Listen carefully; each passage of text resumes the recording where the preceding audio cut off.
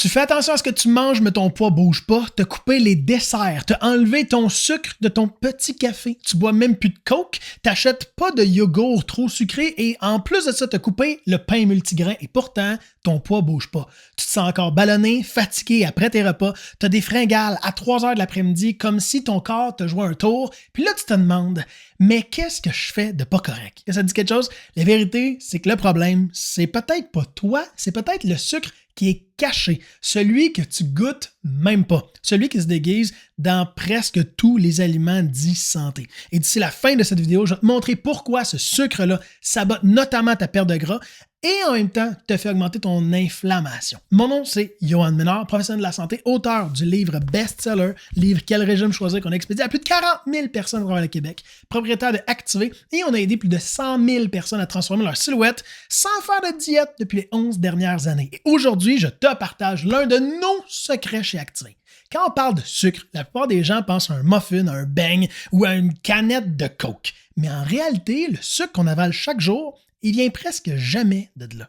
Il vient d'un bol de céréales que tu manges le matin, d'un granola soi-disant bio, d'un smoothie vert plein de fruits, du pain multigrain riche en fibres et même de ta vinaigrette balsamique qui est écrit faible en gras. Le marketing alimentaire est extrêmement fort. Il nous fait croire qu'un produit est santé parce qu'il y a une étiquette verte ou parce qu'il dit le mot naturel ou sans sucre ajouté. Mais le corps, lui, il s'en fout complètement du marketing.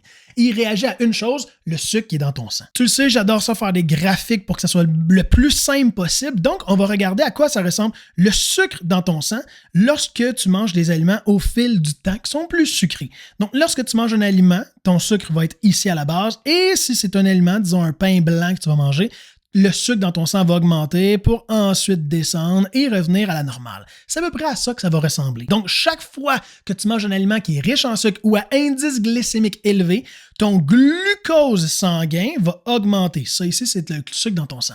Et ton corps, pour protéger ton cerveau et tes organes, va libérer une hormone que l'on appelle l'insuline. I-N-S-U-L-I-N-E. L'insuline, c'est un peu comme le gardien de cette porte-là. Elle va ouvrir les cellules pour faire entrer le sucre, sauf que quand elle monte trop souvent, elle va finir par dire à ton corps « OK, j'en ai assez d'énergie, on range le plus ou le surplus dans les réserves de gras. » C'est quoi ces réserves de gras-là? C'est tes poignées d'amour. Donc, autrement dit, plus d'insuline égale plus de stockage de gras. Plus de stockage de gras. Et à l'inverse, peu d'insuline égale plus de combustion des graisses. Et c'est exactement là que plusieurs tombent dans le piège. Tu peux pas manger de dessert, mais si ton déjeuner fait grimper ton insuline, tu es encore en mode stockage de graisse. Et ce qui fait grimper l'insuline, c'est pas juste le sucre blanc. C'est aussi les autres aliments à indice glycémique élevé tels que pain, jus, céréales, riz, pommes de terre et j'en passe, dont les bonbons évidemment, les beignes et autres. En d'autres mots, ton corps ne reconnaît pas un gâteau ou ne fait pas la différence entre une tartine de pain différemment. Il voit juste le mot glucose et c'est ce qui affecte notamment ta perte de gras. On va faire quelques exemples. Va directement dans ton frigo puis regarde ton yogourt. Si c'est un yogourt santé avec 12 grammes de sucre, c'est l'équivalent à peu près à 3 cuillères à thé de sucre. C'est énorme. Deuxième exemple, du granola maison avec 20 grammes de sucre par portion. Tu as l'impression de manger des flocons d'avoine, mais c'est pratiquement un dessert. Troisième exemple, du pain multigrain, souvent un index glycémique autour de 75.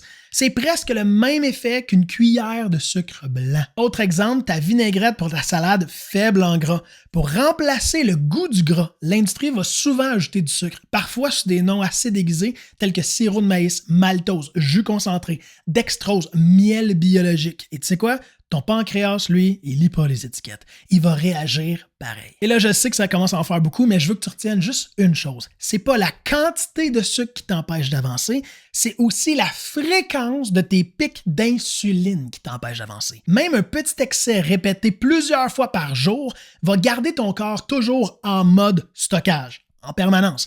La bonne nouvelle, c'est que tu n'as pas besoin de tout couper dans ton alimentation. Il suffit de changer l'ordre des fois et la composition de tes repas également. Donc, règle numéro 1, mange tes légumes en premier parce que les fibres vont ralentir l'absorption du sucre. Règle numéro 2, ajoute des protéines et des bons gras. Ça l'aide énormément. Par exemple, un œuf, poisson ou un bon avocat. Et règle numéro 3, les glucides, essaie de les ingérer à la fin. Ton corps gère beaucoup mieux quand il y a déjà des fibres et des protéines dans ton système. Et surtout, choisis des glucides complets et naturels, tels que patates douces, quinoa, légumineuses par exemple. C'est super bon.